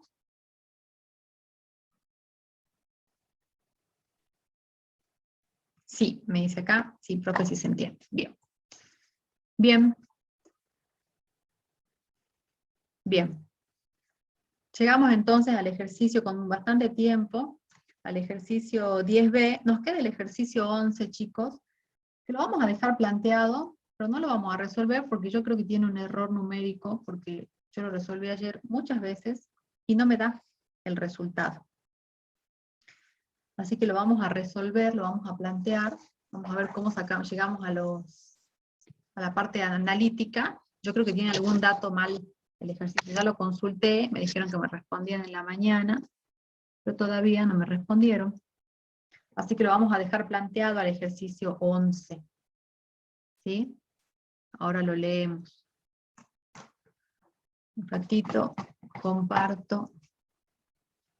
Ahí tengo mi pestaña. Ahí está. Enlace táctico. Yo se los agregué acá al final. En el ejercicio 11 tenemos el aluminio, dice, tiene una densidad de 2,7. Yo voy a ir anotando en la pizarra los datos y enseguida me voy a conectar con la pizarra. Tenemos la densidad del aluminio de 2,7 gramos. El radio del aluminio me dice que es de 0,143 nanómetros y cristaliza en una red FCC. Tenemos que determinar el número de Avogadro. Bien. Quiero que lo dejemos planteado porque y lo vamos a dejar analíticamente planteado, y yo voy a preguntar, capaz que hay un dato mal para reemplazar, ¿sí? Pero ¿cómo debería resolverse este ejercicio? Bien. Ahí tengo la pizarra. Y ahí copié recién yo los datos. Ahí copié los datos. No sé dónde poner. Ahí está. Bien. Entonces, fíjense, como dato tenemos que el aluminio cristaliza en una estructura cúbica centrada en las caras, el dato de la densidad y el dato del radio. Y tenemos que calcular el número de Avogadro. A ver, miremos un poquito. La densidad es igual a la masa sobre el volumen, como venimos haciendo. La masa va a ser igual al número de partículas que tengamos dentro de esa celda unitaria, que ya las hemos contabilizado, a las partículas que están en la FCC, son las mismas que hemos contabilizado para el ejercicio del oro, o sea, son 4 partículas, por la masa atómica de cada partícula. Esto dividido el volumen de la celda, que el volumen de la celda es la arista al cubo. Bien. Entonces la densidad va a ser el número de partículas por, ¿y dónde estaría acá el número de Avogadro? Y lo podemos poner acá, en la masa atómica. La masa atómica va a ser igual al, podríamos poner a la masa molar, podríamos poner, no, es igual a la masa molar, o sea, la masa de un mol de átomos de aluminio, dividida el número de Avogadro. O sea que a esta masa la vamos a poner, como es una masa molar, corresponde que la pongamos en gramos. Y vendría, siempre la usamos en gramos, perdón, pero vendría a ser la masa atómica relativa, pero expresada en gramos directamente. No se está actualizando.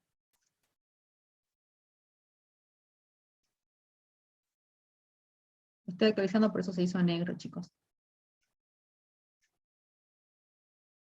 Ahí está. Les decía entonces que vendría a ser la masa atómica relativa expresada en gramos. ¿Sí? Allí tenemos entonces metido el número de Avogadro. Y aquí abajo necesitamos como dato la arista al cubo. Va re lento actualizándose esta, la arista al cubo. Y todo esto lo tenemos que calcular con los datos, ¿sí? Si despejamos de aquí, nos daría, si despejamos número de Avogadro,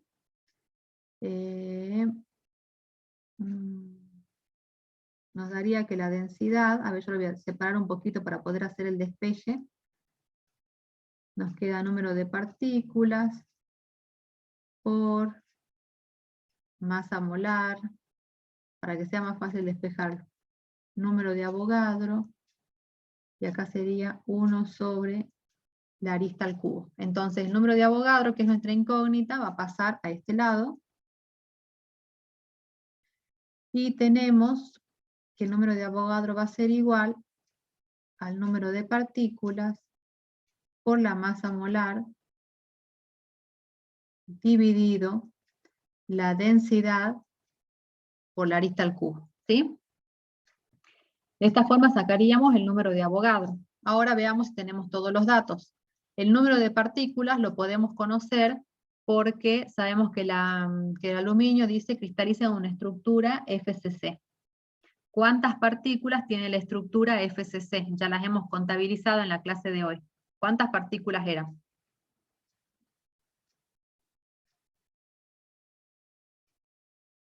Cuatro. Bien, Ignacio. 4. Ya hemos contado, acuérdense, 1/8 de cada uno de los vértices, y la de los centros de la escala era 1/2 por 6. ¿Sí? 1 más 3 nos daban las 4 partículas. Eso no cambia. Siempre que haya una FCC, son 4 partículas.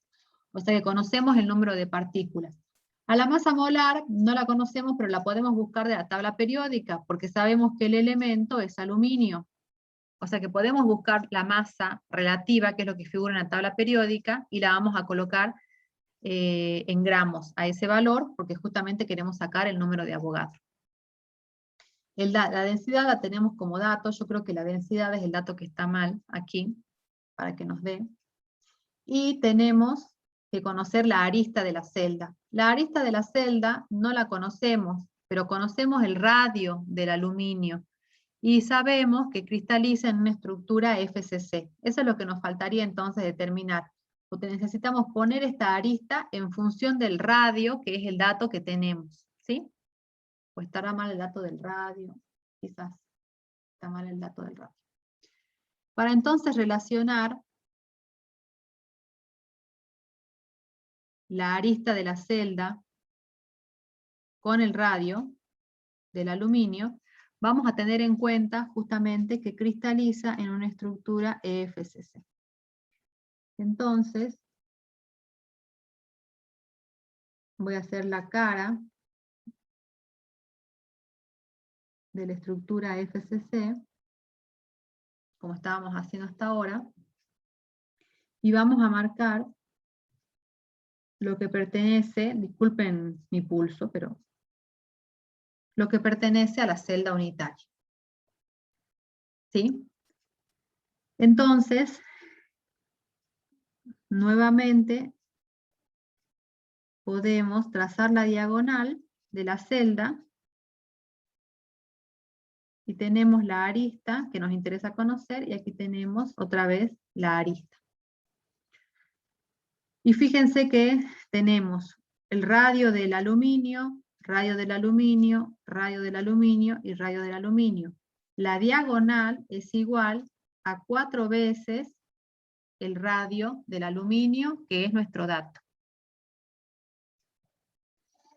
Y la diagonal, a su vez, es igual a la arista al cuadrado más la arista al cuadrado.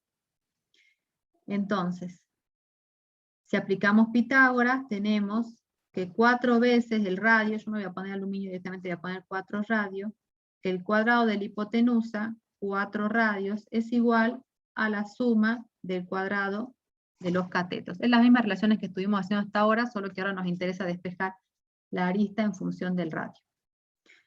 Entonces ahora podemos elevar, aplicar el cuadrado. 4 elevado al cuadrado es 16. 16 radio al cuadrado me queda igual a 2 aristas al cuadrado. Y ahora puedo aplicar raíz cuadrada a ambos miembros.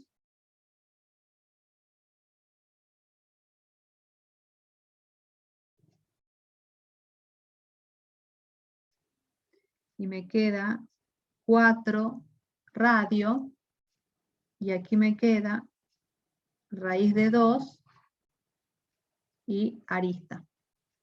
¿Sí? Ah, no, pero me conviene hacer esto directamente acá, perdón. Sí, porque así me va a quedar, para que le coincida con lo que tiene en la bibliografía, numéricamente es igual. A ver, espérenme un cachito. Ahí está. Acá entonces, en realidad, primero voy a dividir ambos miembros por 2. Entonces acá me queda 8 radio al cuadrado, y aquí me queda la arista al cuadrado. ¿Así es? Sí. Y directamente, aquí voy a aplicar, sí, la raíz cuadrada a cada miembro.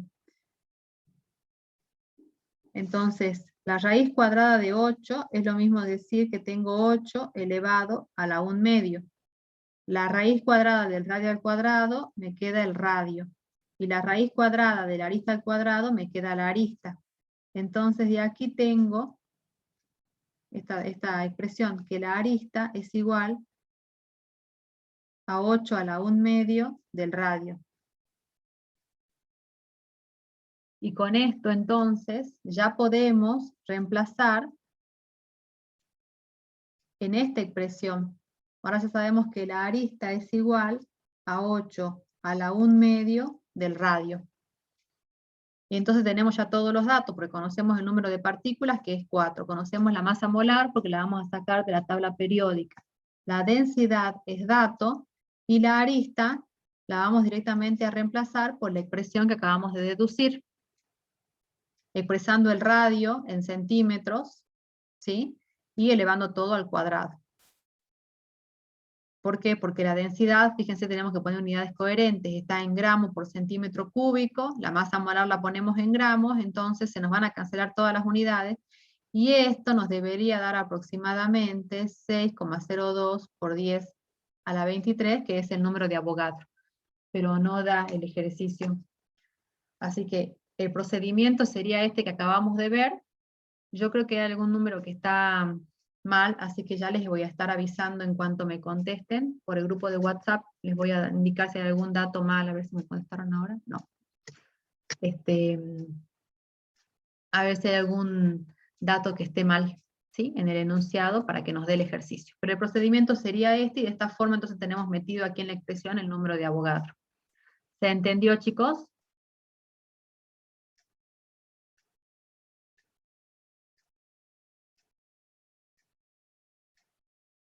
Francisco me dice que sí. Bien, el resto, chicos. Y con esto estaríamos terminando enlace iónico y enlace metálico, chicos.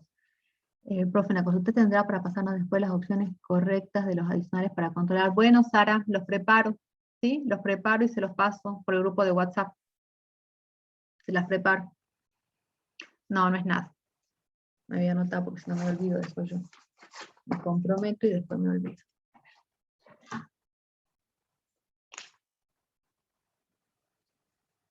Preparar.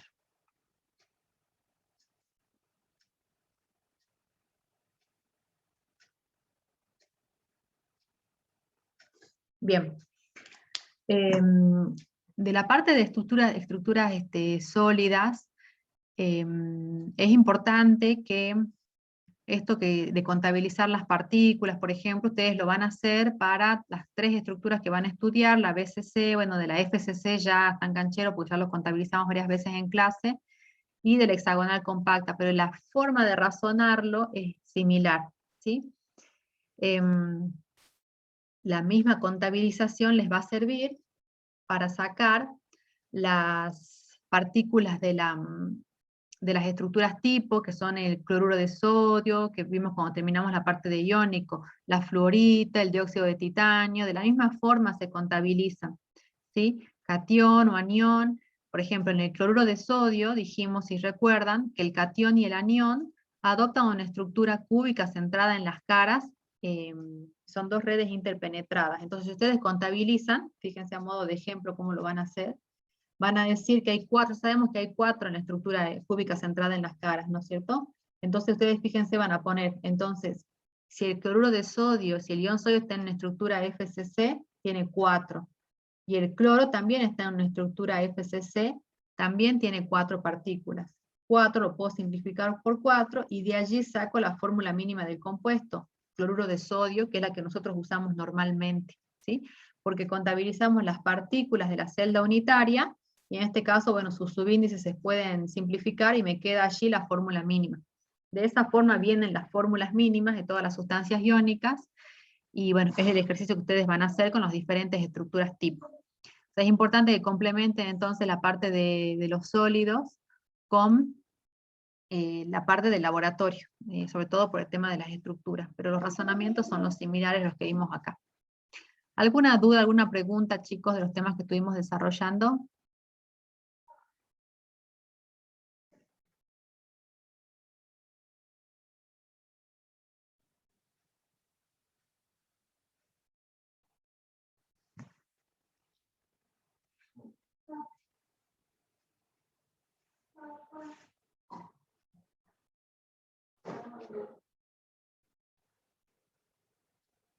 No hay preguntas, no hay dudas. Bueno, chicos, si no hay preguntas, espero que se haya entendido la clase. Nos estaremos viendo en enlaces intermoleculares por mi parte. La clase que viene comienzan con covalente. Quizás que sean las 2 clases y un poquitito más. Y después ya vamos con intermoleculares y con complejos, esos temas van a ver conmigo.